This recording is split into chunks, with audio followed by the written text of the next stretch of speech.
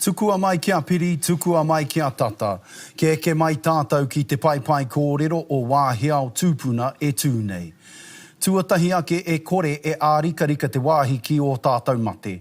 O tira ki tērā o tātou e takoto mai rā ki Manga Muka Marae, kia Cyril Chapman i te wānei. E te pōhoi kura o te kōhatu takahapu i te nui o ngā mahi i oti i a koe i te reo irirangi o tautoko. Ko ia tēnei ko ngā roi mata o ngā reo irirangi Māori, o tira o te ao pāpāho Māori e tangi tawhiti atu nei i tō rironga. Nō reira kia koe rā, o tira kia koutou ngā rū mate, huri no i te motu, whakangaro atu rā, whita te moe.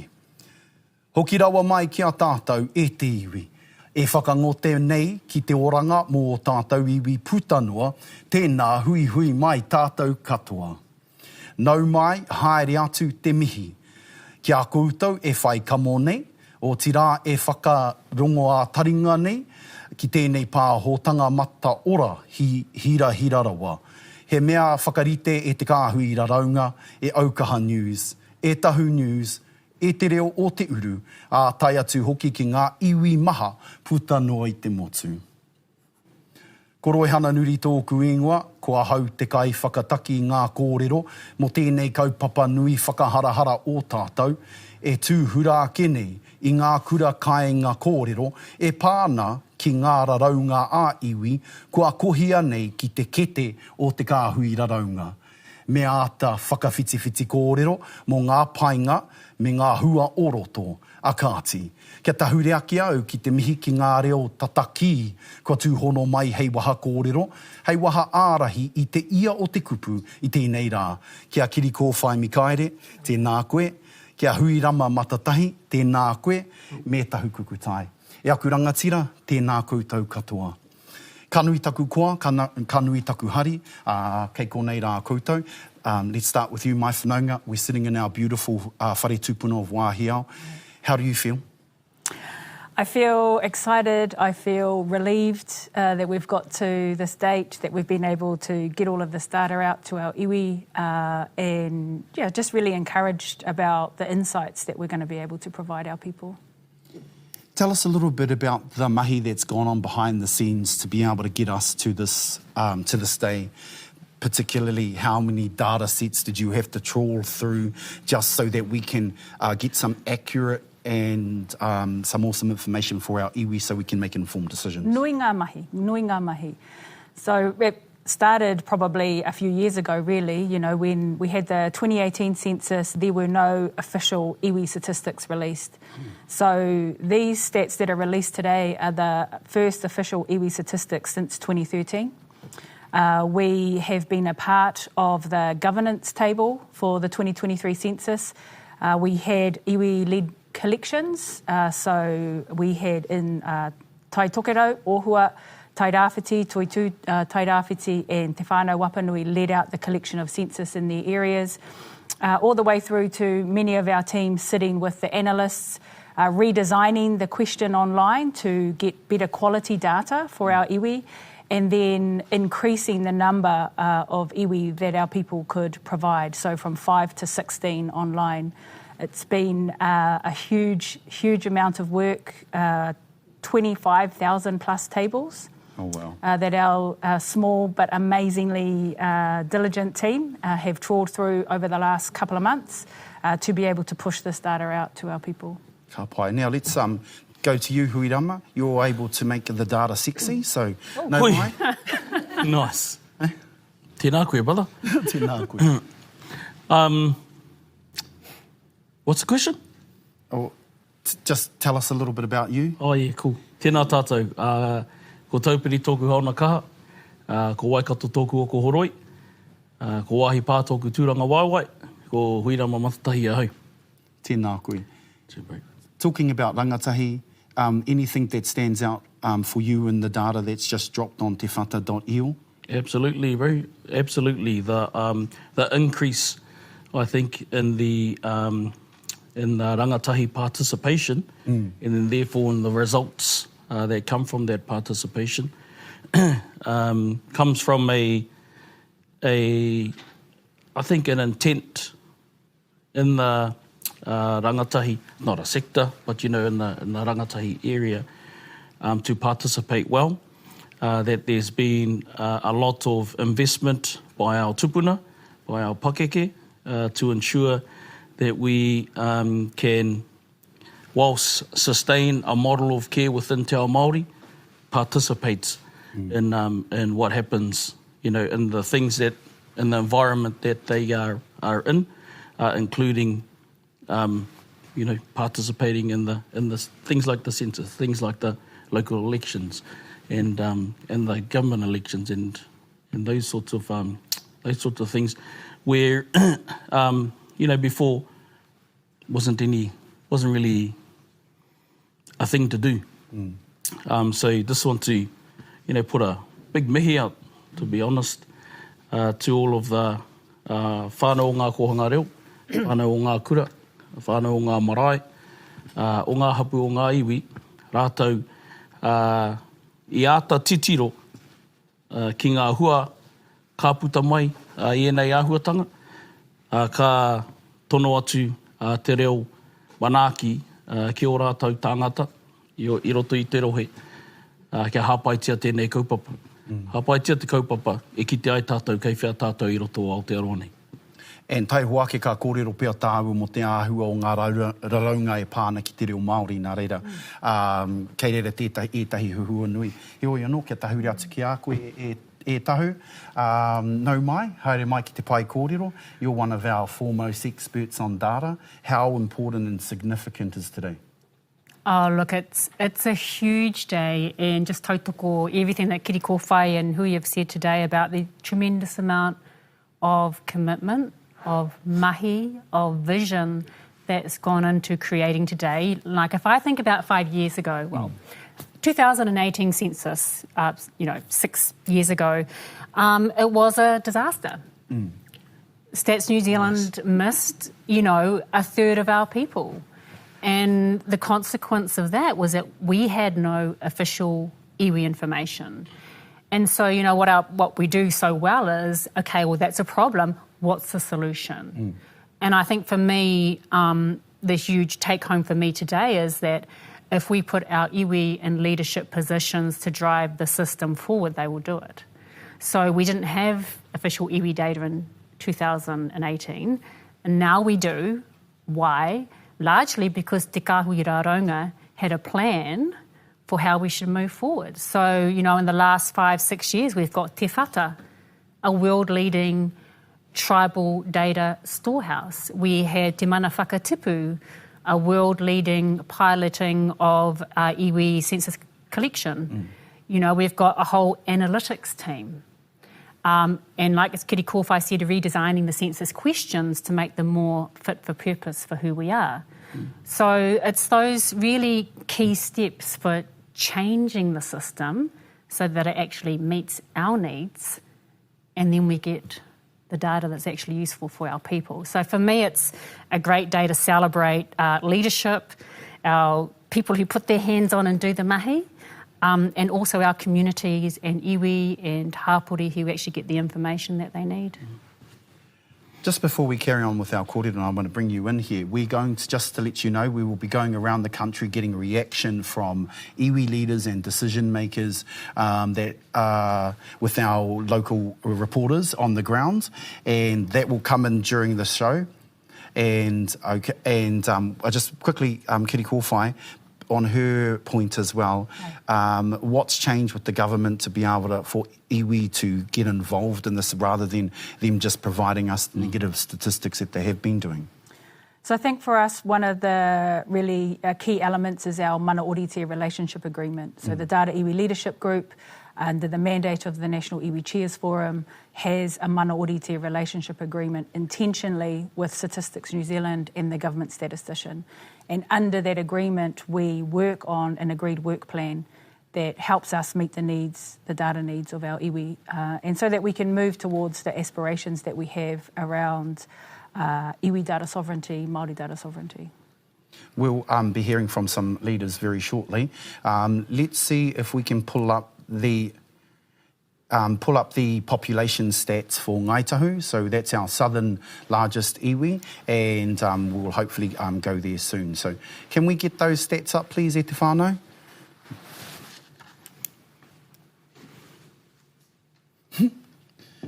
Maybe. Do we know the Ngaitahu stats? We do. Yes.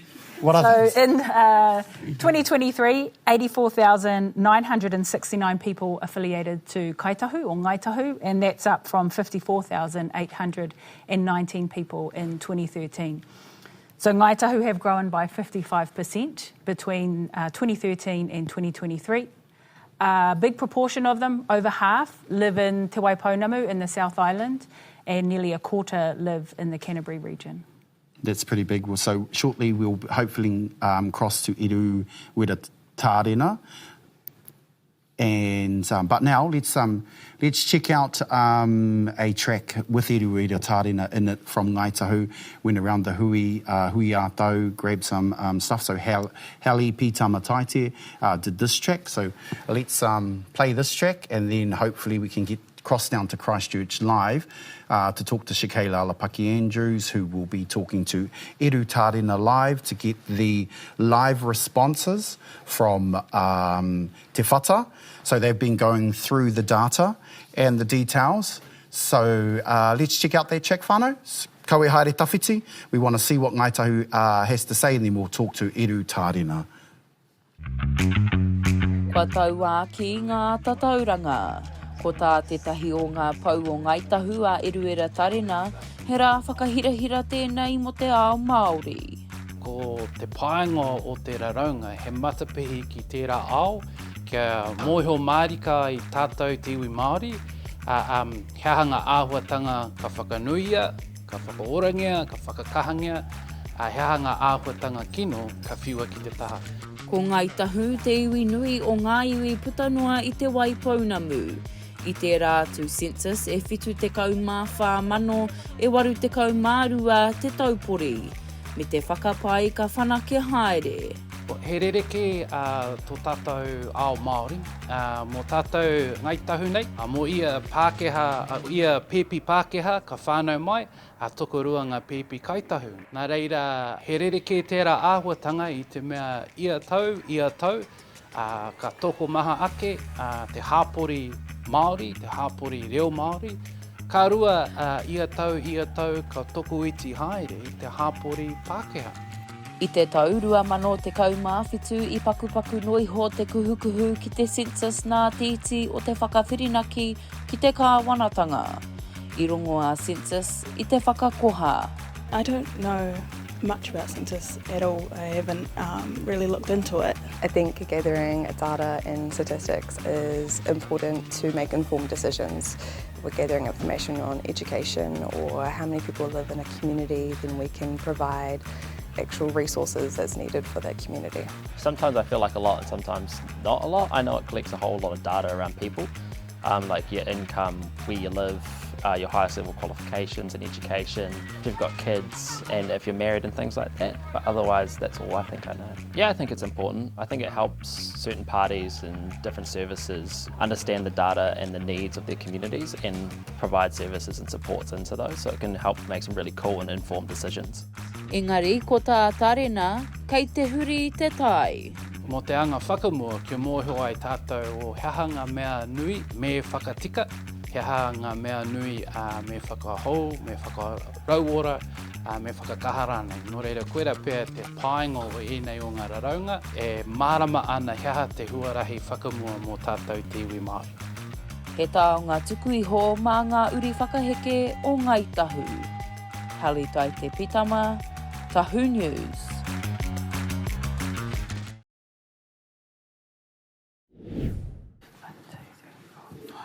Well, koira Hale Pitama Taite there, reporting from Tahu News. Mihi ana ki a koutou, Iru Wera Tārena. Let's just bring our panel back in again. Let's talk Ngaitahu now, largest tribe in the South Island, Te Waipounamu.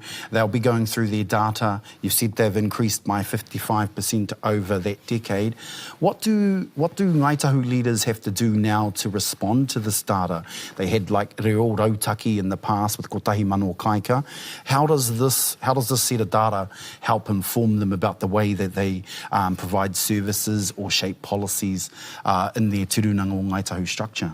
I think one of the key things is it allows them to see the benefits of the different investments that they've made over the years, but it also helps them pinpoint maybe where there are other interventions to be made.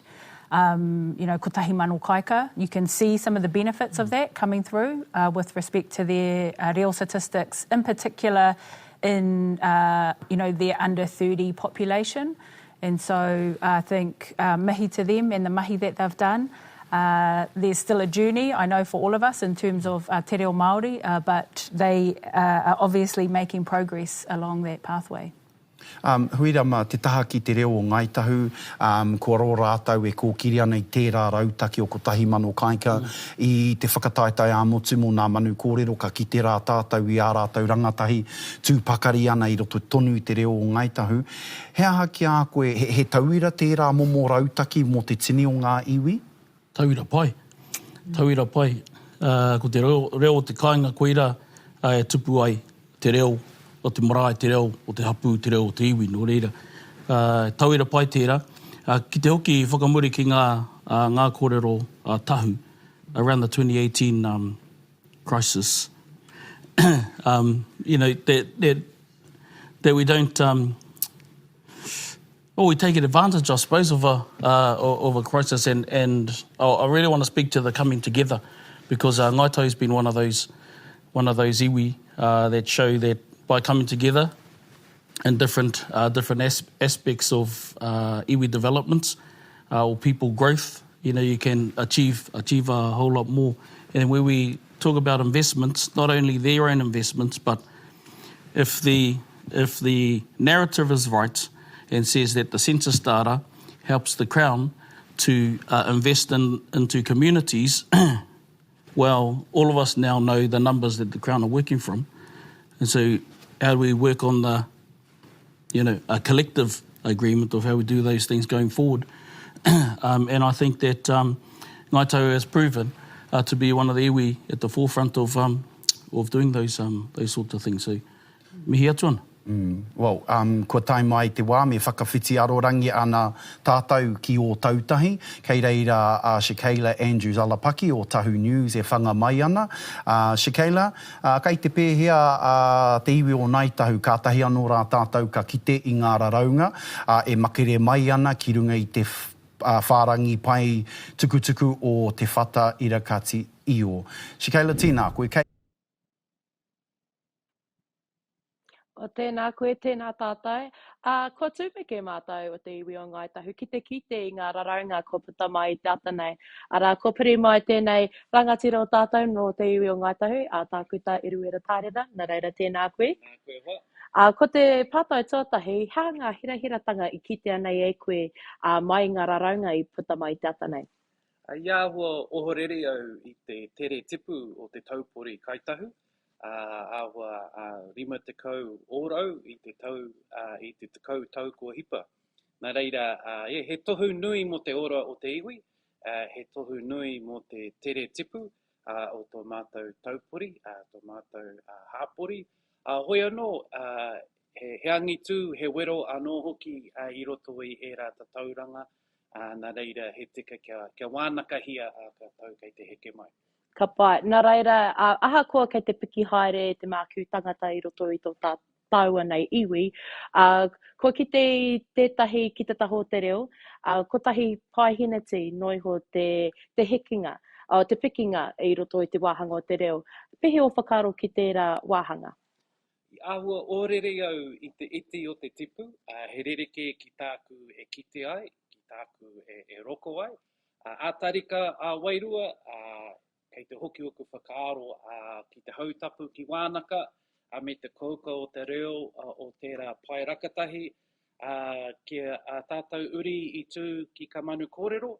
Nā reira, taku whakapai, kei te pai te tipu o te reo ki konei.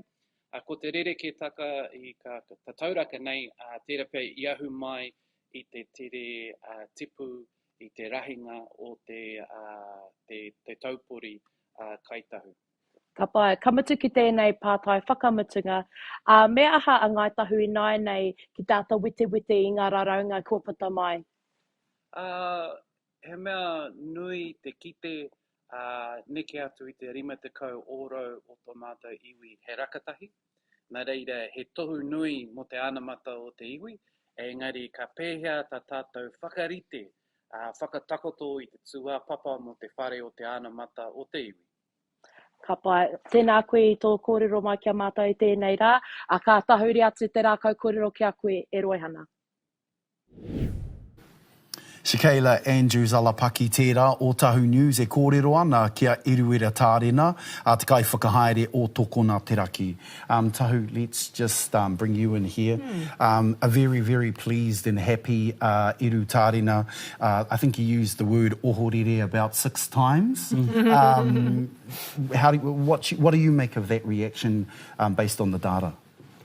Oh, well, I just think it's a wonderful example of why we put iwi data in iwi hands. Because then our own people can make sense of it and tell the stories that they want to tell and make the decisions based on information that's actually relevant about their particular communities and populations. So I think, it's just a brilliant example of why we do this mahi. Because it matters. I think it's also... For me, it raises, when we think about the Māori data governance model that Kiri Kōwhai and others worked on and that Te Kāhui Rāraunga published last year, there were 5 values in that. 2 of them are really important for today. One of them is put iwi Māori data in iwi Māori hands. This is doing that. And you can see when that happens, we're the ones who tell our own data-driven stories. We're the ones who make the decisions based on our own information, and that's beautiful because that hasn't always been the case.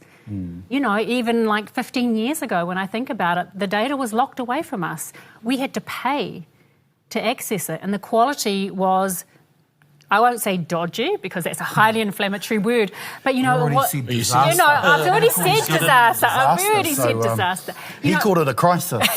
It wasn't the right information. So that value, is being brought to life. I think the other one that's really important is nurture data as a taonga. And ko wai te kaitiaki tuturu o ngā taonga ko tātou. And so we are the best place to be the kaitiaki of our own taonga, in this case our own iwi information. And when we have people who are tribal leaders who see that very clearly, who understand that our data is a taonga, then we can have a lot of trust and confidence, I think, that our taonga is being looked after appropriately. Huirama I rongo koe ki ngā kōrero Iru e pāna ki tana ohoreretanga mo te taha ki te reo, ki tenei ko piki te kaunga I Wainganui ana rangatahi. Aha koe ki koe he rautaki tino pai tēnei kei a Ngaitahu. He aha tā rātou mahi nai e pai ake ai, kia kaunga ake ai? I think ko te mea tuatahi, ko ngā tauranga kua puta mai, he mea āpiti. He mea āpiti ki ngā mōhiotanga, ki ngā mātauranga tuku iho, a tēnā iwi, a tēnā iwi, a tēnā iwi. So I say that the kaupapa and the different programs that they're pushing out in terms of increasing the reo, I still remain that they're on. They're on. And the data that comes out is an addition, I suppose, to the things that they know and they do well. And measures sometimes, like if the taonga in our hands, and if the measure is my marae can field a pai, can sing the songs, can, practice what a marae needs to practice in something as small as a pōwhiri or something as big as a tangi. They are the measures. They are the measures that allow us to know that those things are working. Probably another thing around the initial intent, and he spoke about the increase in the rangatahi part as well. We're still learning how to participate. Rangatahi are still learning how to participate fully, I suppose, even though I've said earlier around the intent to participate, and it's shown that the participation rate is growing. However, there are still these things that they will hold rangatai back a little bit. And it's tērā kōrero mo te mārama kia mōhio. That's a journey in itself as well. And so, but again, I would applaud the mahi that Ngāi Tahu is doing on behalf of Te Ao Māori and on behalf of our growth in this Aohurihuri. Awesome. He hea au ki te kōrero mo tērā tauranga kua piki haere te kotahi pai hineti mo te reo Māori. I think probably just to contextualise that a bit more, because you'll see that across most iwi where it doesn't look like proportionately there's been a big change. But if you consider the change and the growth in the population, and what you see is for their under 30-year-olds for the population who can speak te reo Māori, who can kōrero Māori, over 50% are under 30. And so I think, there was this fear some time ago that as our language holders got older and passed away, our language would go. And what I think you can see across all iwi is they made a conscious effort to invest. Ko hangareo, kura kaupapa, kura āiwi, and you can start to see the fruits of that. And so where we thought the language would drop dramatically, you're seeing that growth in the younger age group. So the proportion is staying constant and it will only start to grow. So I think not to be disheartened by the fact that it looks like there's only been 1%, the numbers have grown, but the proportionality in relation to the population looks like, it hasn't grown so much. So I think across most iwi, people will be like, oh, it hasn't changed much. But if you think about the numbers, the change in the population, and look at where that's happening in terms of the age cohorts, you see the fruits of that real vision, by a lot of our kaumātua and pakeke about, planting that seed in the young ones. Right, let's go up to Taranaki now. Let's bring up population data for Te Ātiawa, and we will cross shortly to Te Reo o Te Uru, who has a... so just quickly on the screen, whānau, you can see that the population for Te Ātiawa is at 20,937. And I'd like to let you know that one of those numbers is my own mokopuna, who lives in Waitara. So, Tahu, just quickly, what do you make of Te Ātiawa? Well, I don't have my glasses on, so I can't see that screen, unfortunately. But if I'm just looking at some of the information that was provided by the analysts, the increase between 2013 and 2023 for Te Ātiawa is in the vicinity of around 59%, which is higher than the increase for the Māori descent population over that period generally. So it's over and above what we've seen for the Māori descent population. And the increase in the Māori descent population was far in excess of what we saw for the overall Aotearoa New Zealand population, getting close to 5 million. So there's these different drivers of growth. And the hard thing sometimes is unpacking what the heck is going on with the numbers. And one of the key points that we all need to be clear on is that the method of collecting the information and putting together the census data set changed dramatically between 2013, which was sort of the end of an era. When people rocked up to your house with a form and you filled it out as a whānau and then you gave it back. Or you tried to hide away.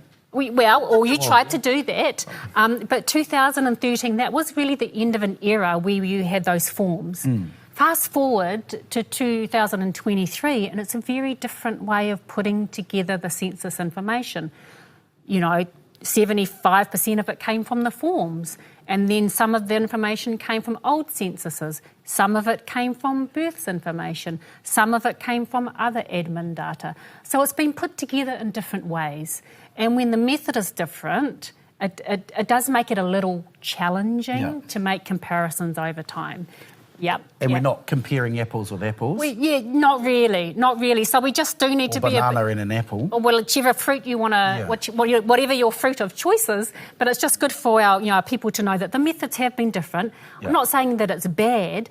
It is what it is. You just need to understand that. And then some of that is growth. So some of it is births over deaths. Yeah. And then some of it is people reconnecting, rediscovering their collective identity and their sense of belonging to it.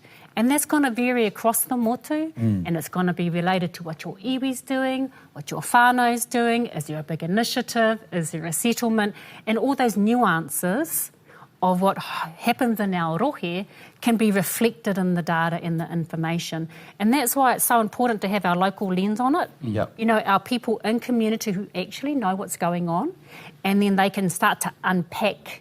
Should we go and cross to one of these people? Let's go across to one of those people. Okay, kia ora tahu. And so let's head over to Taranaki now, because I've got a bit of a dilemma. Aroha Broughton Pue is standing by with Taranaki Tūturu leader Whare Hoka Wano, and my concern is whether my mokopuna in Taranaki speaks tūhaurangi. So, Aroha, how are we looking after the reo down there in Taranaki, and with te reo Taranaki that Whare Hoka and Ruakere have been a part of, and how do taurehere or whānau like me, you know, I'm interested in my mokopuna being able to speak tūhaurangi. A really long question, quite a lot of things going on in that, engari, kei a koe te wā, so kei ngā motu hausa Aroha Broughton Pue, tēnā koe.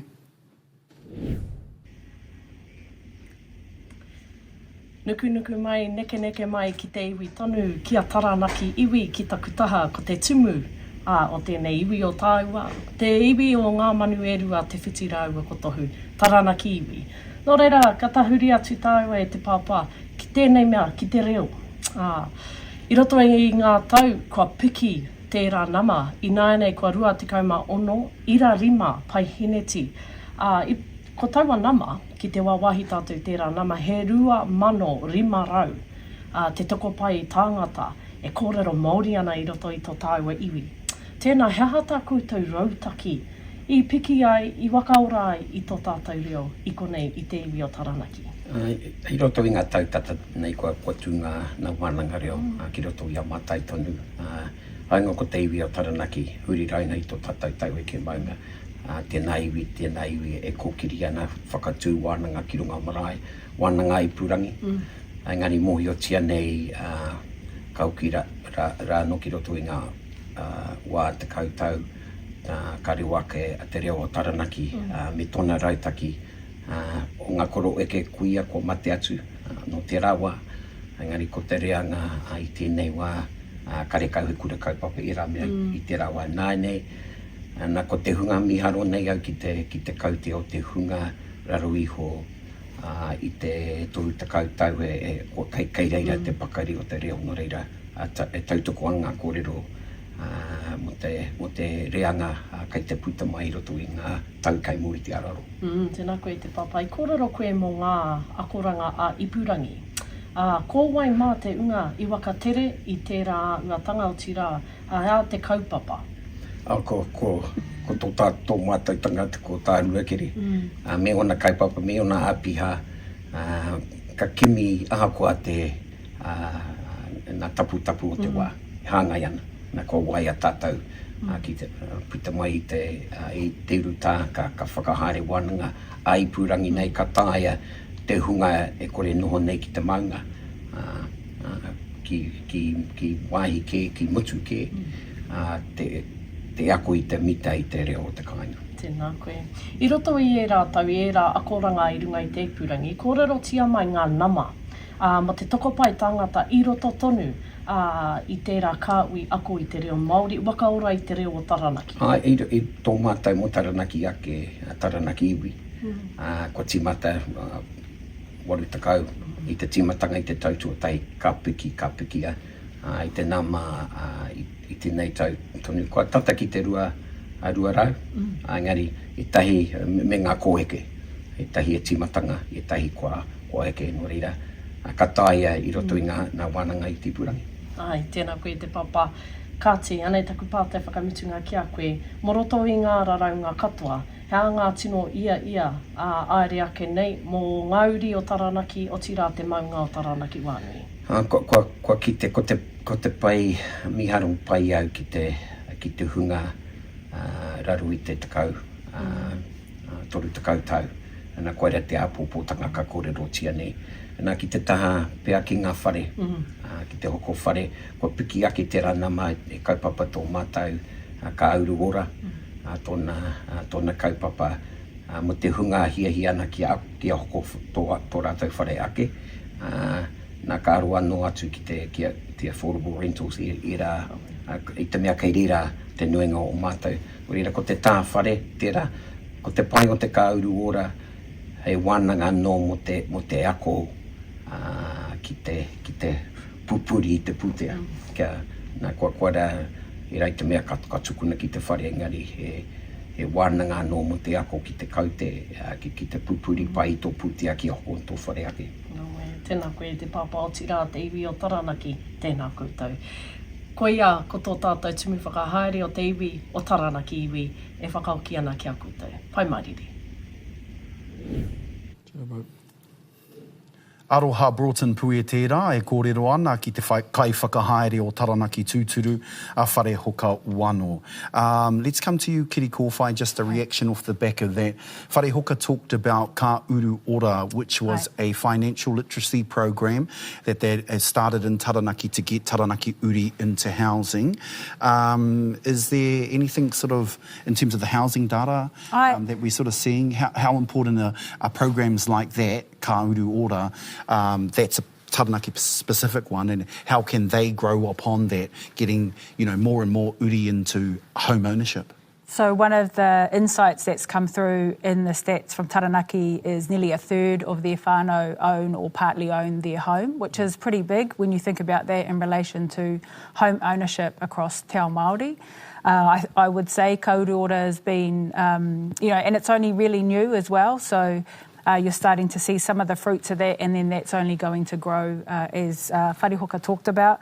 6.1% of our iwi there under Matua Te Tapu, they own their home in a family trust, and I think you're starting to see the growth of that across Te Ao Māori, so not just individual ownership, but holding the ownership of homes in family trusts. And I'm not sure if that's a part of the literacy program, but it's a mechanism, I guess, for creating greater, ultimately, generational wealth. Huirama, similar to Ngaitahu, Taranaki have had te reo o Taranaki, a rautaki reo in place. We're seeing larger population e matatau ana ki te kōrero Māori. I rongo nei koe ki ngā kōrero Whare Hoka. Hea tētahi kaupapa ana kōrero i pāna ki tō ngākau? Ka kite e roto i ngā nama, kuata o tō, te nuinga o rātou, tāngata e āhei ana ki te kōrero. Te kōrero te reo, mārama ki te reo. Mēnā tērā kuata, ka haere, ka tākoha i o rātou ake wā, tākoha i o rātou pukenga, e piki ai te he atu kuata, kua tā ki te hawhe. Ana, tērā hawhe, ka hāpai tērā atu hawhe, kua tā ki te katoa. Reira, haka i te mea, ka tātai tētai kaupapa mena e pai rānei tēnei, mena e pai rānei tēnā. Engari, ko te hāpai e rā kaupapa, kua tahi noiho te tangata ka whakaakona, tēnā whakaakona. Tahi rau mano, tangata ka tāi te whakaakona, i kōrero rātou mo te tā ki ngā mahi a te ipurangi, ka tāi te tahi rau mano i roto i te ipurangi. Oi, me u tonu, ki ngā kaupapa iti, ki ngā kaupapa whānui, e kite ai te piki anō o tērā hunga, kare i tino māma ki te ngutu, ki te arero, te reo Māori, kia tino māma ake. See, again, applaud the mahi that's been happening within the iwi, and even within the homes. within the homes, and their encouraging of their tamariki to learn the reo, because I think that in encouraging the tamariki, the parents, start getting involved, the grandparents start getting involved, and that's why I say that kei roto I te whare, te nuinga o ngā koranga katoa. And e mihi atu ana ki te whakaaro whakamua ruakere, mo te tuku atu i o nā koranga, hei mātakitaki mā te ao, hei mātakitaki mā te ipurangi. Well, e mātakitaki hoki ana koutou mā te ipurangi, o tirā, e whakarongo ana koutou ki runga i te reo irirangi o te arawa, waru te kau mā waru irakāti whetu, o tirā ki ngā reo irirangi o te motu. Nā reira mehe mea ka tahi anō koutou ka tāhuri mai, e kōrero ana ngā tohunga nei mo te āhua ki ngā raraunga, kua makere atu ki te pai tukutuku o te whata irakati iō. Right. We were in the West. Me whakawhiti atu tātou ki te tai rāwhiti. Let's bring up rongo whakaata statistics and population, and then let's have a little bit of a chat. I'll come back to you, Kiri Kōwhai, as we go back to the East. This is rongo whakaata on the East Coast. They're at a population of 9,000. Lucky I've got contact lenses, then I'll be able to see that. 9,021. We have to be very accurate, whānau. That's why we go to the tewhata.io website to get accurate data information. What do you make of Rongo Whakaata's data set? I think, this is what I talked about before in the redesign of that question.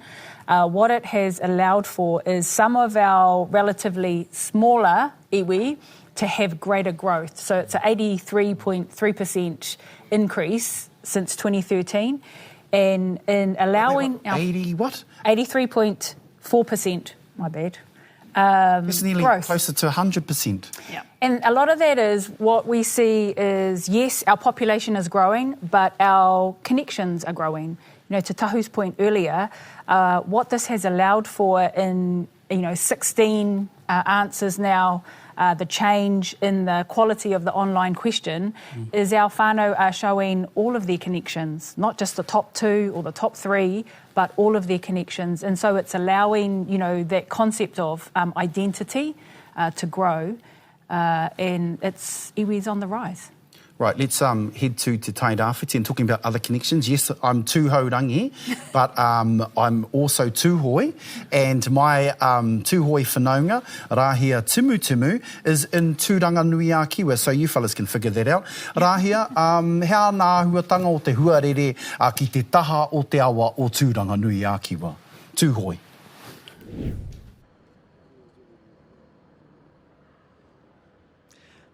Kia ora, yeah, it's beautiful. As you can see behind us, Tūranganui-a-Kiwa River, it's green, blue, usually it's brown, so it's a good day here in Gisborne. But I'm joined now with the kaihautu of Rongo Whakaata Iwi Trust. Tēnā moitara, tēnā koe. Tēnā koe. Thank you for taking your time out of your busy day to talk to us. I know that you have a really busy day, but you've had a few minutes to go over the data.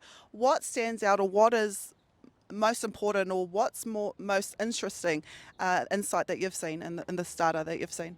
I think the data is really encouraging, and Rongo Whakaata is trying to be an iwi that's changing the script of poverty to vitality.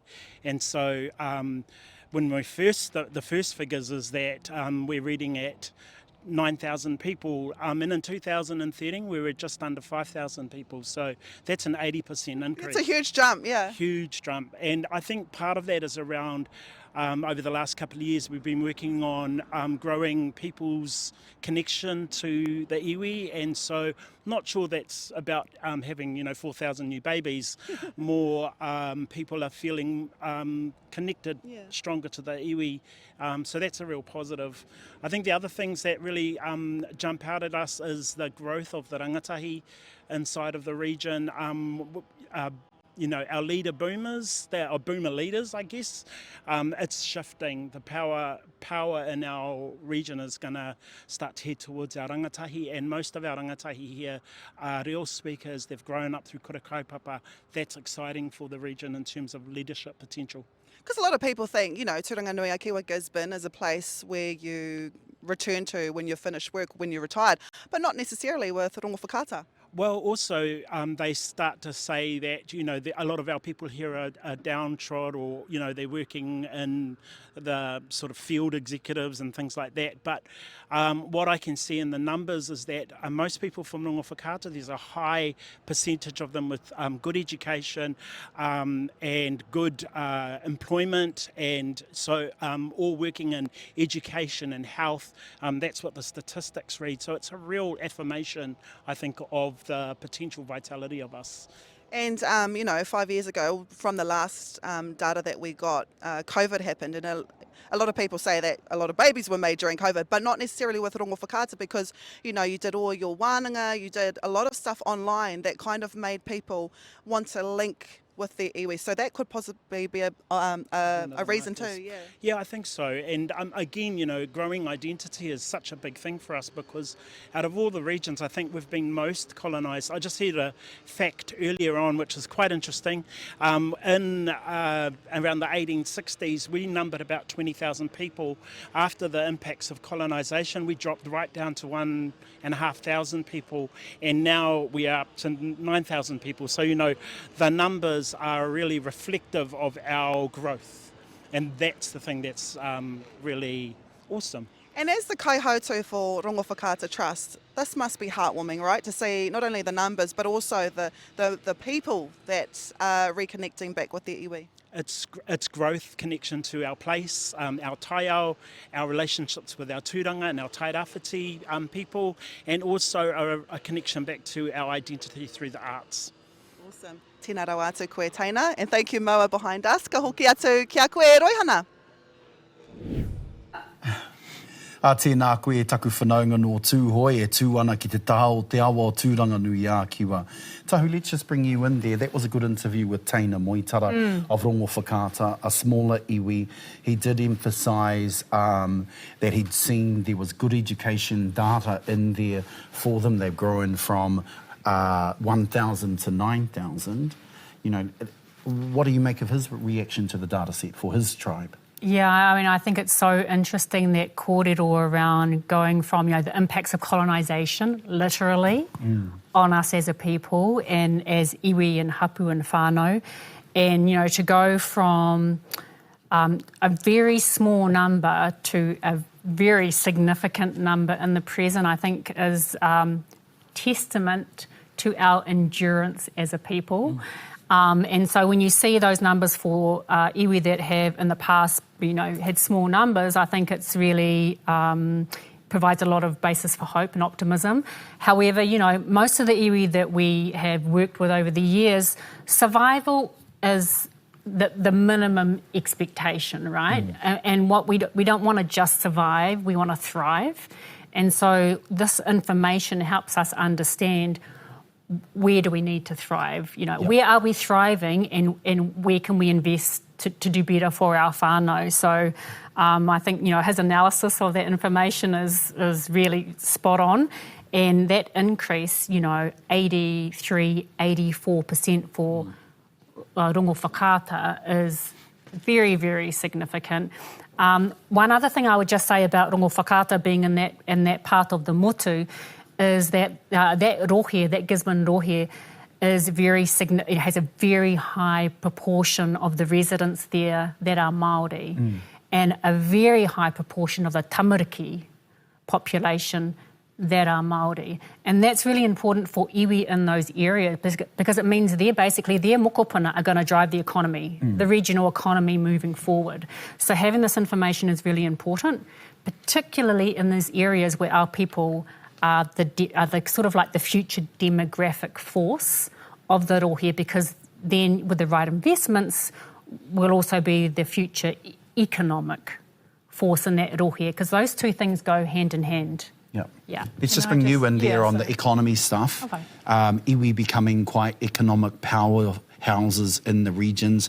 Rongo Whakaata's grown 80-something, more than 80%. I don't want to be incorrect, but, you know, what did you make of that kōrero from Teina and Rongo Whakaata? I think what I really liked was his kōrero about their vision to move from poverty to vitality. And when you look at some of those, say, the employment statistics on Te Whata, what it shows you is over that 10-year period, their unemployment rate has dropped from 9.3% to 5.5%. But probably one of the really cool insights that I think is, as iwi, 10.5% of rongo whakaata adults were self-employed or employers of others. And so to Tahu's point, we need to think about strategically, that, particularly that community, how do you invest more in, yes, the iwi, but also in the individuals and the whānau to realise that kind of economic resilience and the aspirations that they have, because they will be the backbone to the economy in that area.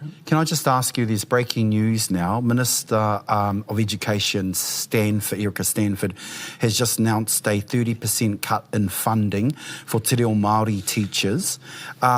Did she make that decision based on the data that we've put out today? Or? I most definitely think not. No, she didn't make that decision based on, because the data's just been released at 10 a.m. this morning.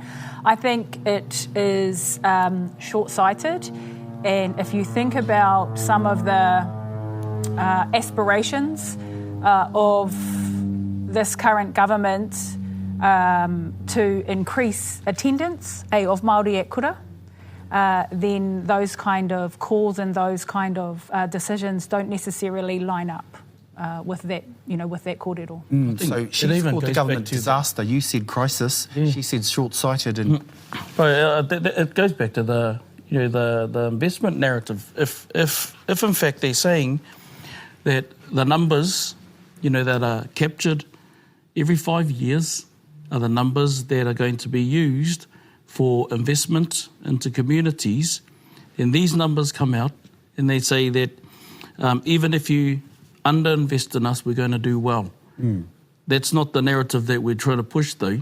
We're saying if you invest in us better, invest in our communities, in the programs that we want to push, you can see the results of what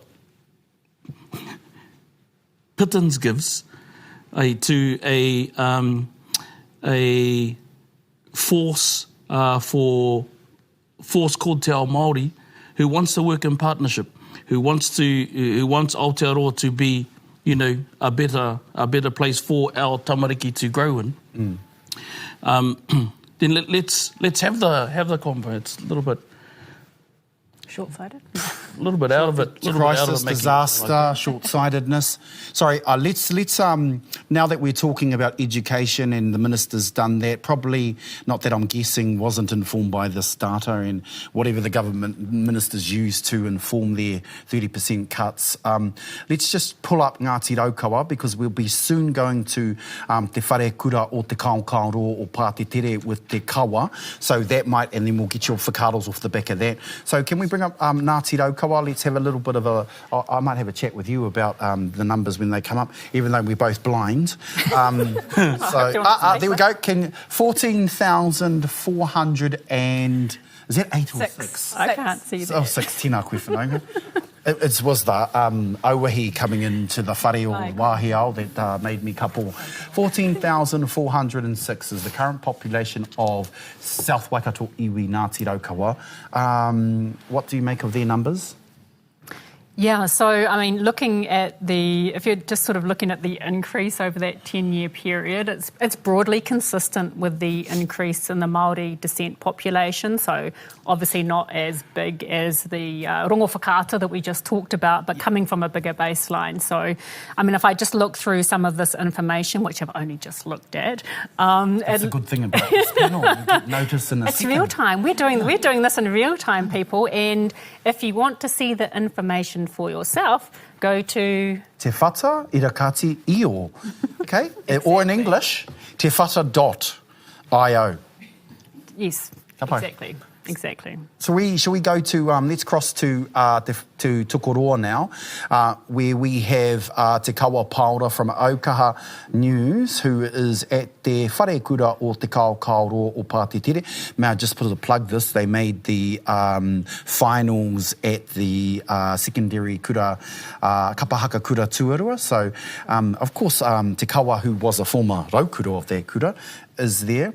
So, Te Kawa, let's just talk about mātauranga for our whānau. We've got the wharekura generation, the kōhanga reo generation, our rangatahi are now nearly 1 in 3. Does that look like that at te wharekura o te kaukoro o Pātetere? E hoa? A tēnā koe roi hana o tira, tēnā koutou te pai kōrero kei reira e whakapāpāho atu i tēnei kaupapa, whakahirahira akene.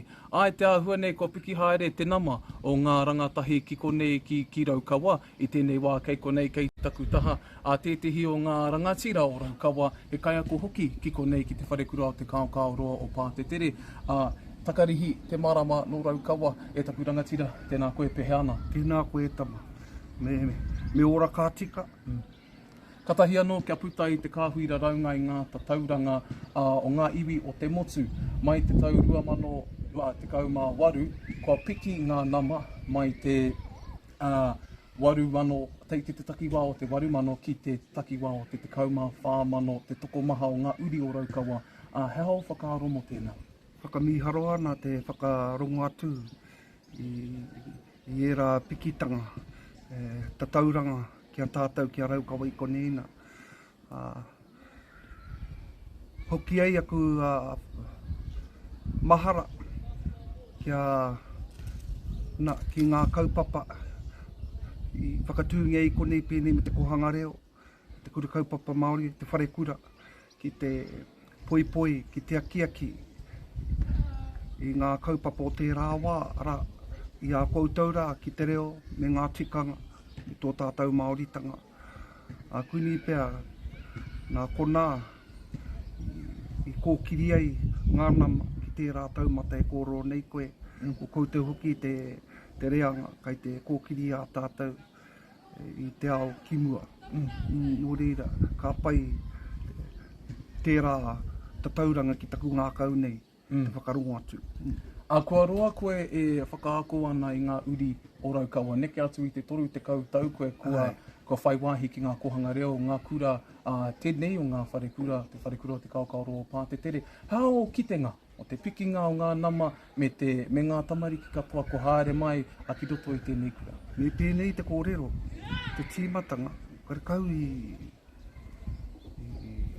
māma, i runga anō i te nui o ngā whakahe, a te iwi Pākehā me tō tāu iwi anō ki ngā kaupapa kāre tonu i whakapono. Nō reira hoki ko te kāriro nā te toko iti tonu i kōkiri tērā kaupapa nā waira ka nui haere ana e piki haere nei ngā nama. Taia tonu tua i a koutou, kāre hoki e kura i konei te rāwara. Te mate hoki, haere ai ngā tamariki ki ngā kohanga reo, katahi ka kuhuna tuki roto ki ngā kura Pākehā, kāngaro. Kāngaro ka memehea te reo i reira. Engari, i a koutou rā, nā, me tuku mai koutou ki roto ki tēnei o ngā kura, ko te mahi, whāngai a koutou, ki ngā tāonga, e orai, koutou, tāu a te Māori roto i tēnei ao. Kai te kite atu ngā hua, te nui o ngā hua. Me taku titiro anō ki ngā kaupapa, hau e puta mai ana, pēnei te mātāwei nei, hei whakapakari anō i a koutou i a tātou, i ngā iwi ngā hapu i a tātou tonu, ke tūtangatai i roto i ngā piki heke o tēnei ao e āki nei a tātou. Tēnā koe taku rangatira mo te whai wāhi mai, ka hoki te rākau kōrero, kia koutou.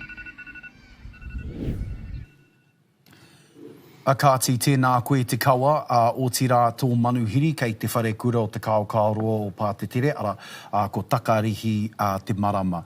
Heoi anō, me timata pia ngā kōrero ki a koe, hea o whakaro ka puta nei i ana kōrero, kaua noho mō Ngāti Raukawa, engari te whānui, tango o te wako o Tainui, me ngā iwi o roto. E hāngai tonu ana te tupu o tēnā moka, o tēnā rohe ki te tupu o roto o Waikato, o te whānuitanga o Tainui. Ko te āhua o ngā nama o te iwi, he kanohi rangatahi. Kua piki aka tērā. He mōhio, he mārama ki te kōrero i te reo. Ko te kaunga, he pai tata. Kaua ko te pai tawhiti, no reira e piki haere ana tēnā. Nui ake i te rima te kaupai hene, tīkare anō kia momi te paipa. Koira te tā hauora. I te mea he whakāhua, kei roto i etahi o mātou marae o tō mātou tupuna ngā kahikatea. Ko taua whakāhua e kite ana i ae momi ana i tōna paipa. Nō reira, ko etahi o ngā heke ngā iho a ngā tūpuna kaore i heke ki tēnei reanga. Nō reira, he pērā te āhua o te hauora i roto katoa i ena. Ka mutu ko te wāhia ngana tonu ana i roto i tēnei, i enei nama i tēnei rohe, ko te uru ki ngā whare. Nō reira, he mea piki taua tauranga a te wā. Heoi, kai te mohe o mātou, kai whea mātou i tēnei wā. E taia mātou te hāpai i o tātou huanga e noho whare kore ana pēr, e noho whare taki toru, taki whānau nei.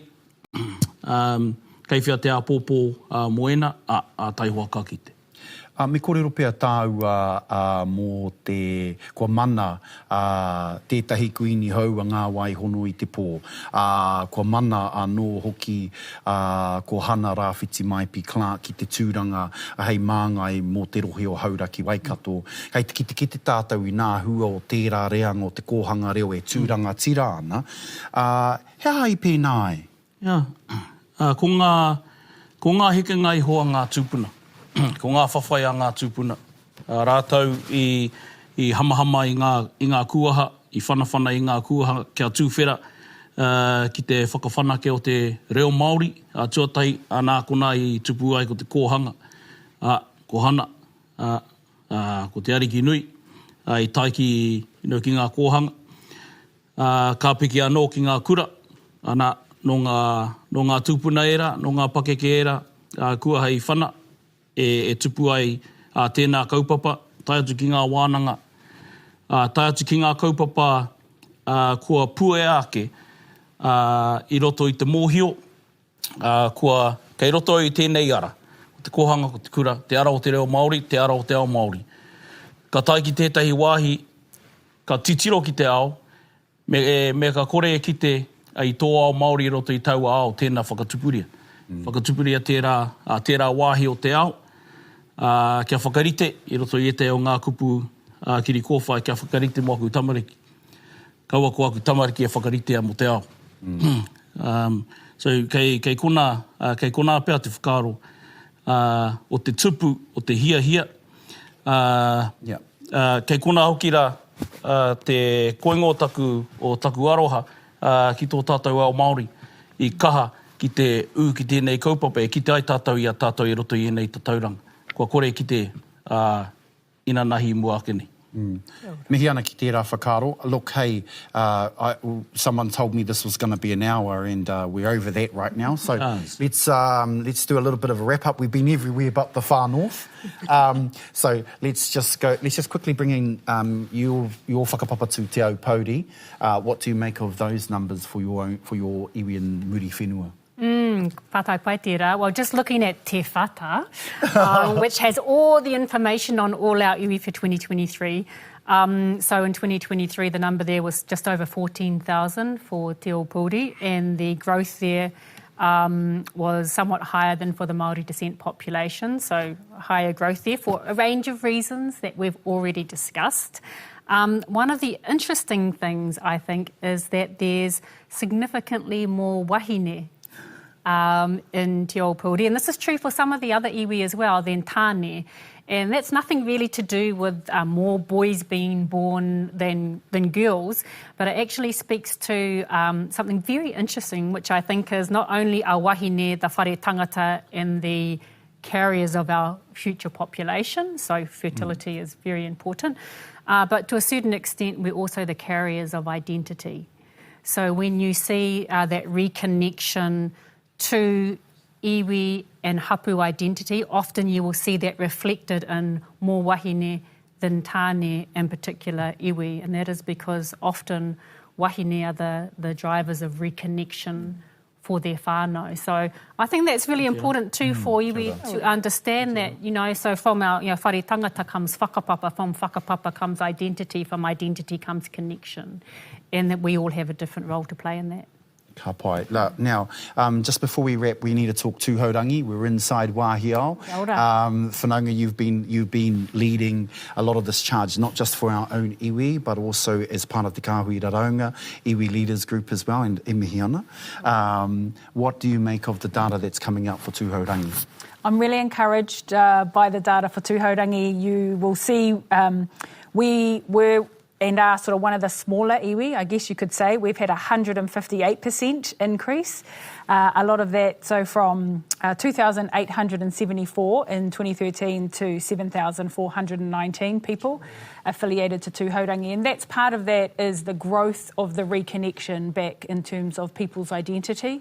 What I will say also is the design and the redesign of the question online. In 2018, a lot of our people were funneled towards just Te Arawa Waka Confederation, Te Arawa iwi not identified. And in cleaning that question, we've allowed a lot of you'll see across Te Arawa, our individual iwi numbers have significantly grown. And so it's allowed for that reconnection, for that articulation of identity. Tūhaurangi has benefited from that. I guess the other really cool thing to see is that nearly 50% of our people live in the Bay of Plenty, and so we have a pretty strong base around here at home. Ka pai. Whānau, if you're concerned that we're only talking about iwi that we've brought into this show, then go to Te Whata, because we can't talk about every iwi in the motu. So we're wrapping up because we said we would do an hour. We're over that now, but can we have just some quick fire thoughts and overview of the data, starting with you, Huirama. And quick means... Fast as. Yeah, fast as, tahi miniti, not rua te kau. Real quick. Good that the participation was high. Good that we can now see ourselves in the data, and good that we have a platform that is not only ours, but can be shared around the trips to plan better for efficiency sake, but for future sake. Tahu? Yes, so good participation. However, Stats New Zealand still missed 23% of the Māori population. So Back to the disaster point. I didn't say that word. I did before, but not now. I'm not going back. Well, what kupu would you use to describe this? Moving forward, I think this is a step in a broader move forward, and I think that move forward is really towards a mana motuhake iwi data system. And so as Stats New Zealand transitions to a new census, and will save hundreds of millions of dollars by reusing existing data instead of undertaking a census. My evidence-based whakaaro is that should be reinvested back into iwi data infrastructure so that we can keep creating real-time, accurate information for our people. So today is wonderful. It's a step in a larger shift transition, I think, towards iwi controlled and governed data infrastructure. Karawe. Whanaunga, will give you the last word because we're sitting in our whare. Kia ora. For me, I think being able to disseminate the data for free to our iwi through Te Whata is incredible. And then the other really cool thing I'm excited about seeing is how iwi take this and put their narrative to their numbers, their stories to their stats. Te Whata allows our iwi to do that. You can tailor the page to put your kōrero alongside your statistics. And so really looking forward to seeing our iwi do that. Karawe, e mihi ana ki a koutou katoa. O tira e mihi ana hoki ki a koutou I mātakitaki mai I a mātou. O tira I whakarongo anō hoki, ka whakarongo anō hoki ki ngā reo irirangi o te motu I hono mai ki tēnei o ngā pāhotanga motu hake. Nā reira, huirama, matatahi, tēnā koe. Kiri kōwhai te whanaunga. Karawe te kōrero tahi I roto I tō tāua whare tūpuna o Wāhiao. Tahu kukutai. I've been in a number of media sessions encouraging you to get out there and do exactly this, so e mihi ana poho kereru ana. Kāti, e mihi ana a hau ki a koutou katoa, mō tā koutou pakariki te mātakitaki mai I a mātou, ko ka tāpaia mai ko te kotahi haora, nui no atu tēnā, ko hipa kē te wā, mohi ana nā Māori ki te whawhi o tira, kia hoho nu te kōrero. Tukua mai ki a piri, tukua mai ki a tata, kua eke tātou ki ngā pai kōrero o te whatakai, o te whatatangata, o te whatakōrero. Mai a mātou katoa o ngā hoa pāhoa, a Tahu News, aukaha, me te reo o te uru, o tira ki ngā waiwai me ngā ringa o te kāhuira raunga, kua pau te wera I ngā rangi nei, ki te whakarāpopoto pia I ngā raunga, kia ngā wari ai tā tātou whātoro atu ki ngā hua kei roto I tēnā ki te Māori ora, Māori tū, nohora mai tātou.